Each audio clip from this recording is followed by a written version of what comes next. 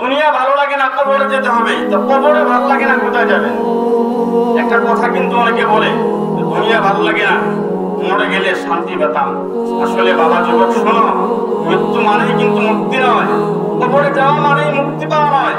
তুমি তো মাত্র কবরটা দেখছো। যুবক শোনো বাবা, তুমি তো মাত্র 3.5 হাত কবর দেখছো, কিন্তু কবরের ভিতরের দৃশ্যটা কিন্তু তুমি দেখো নাই।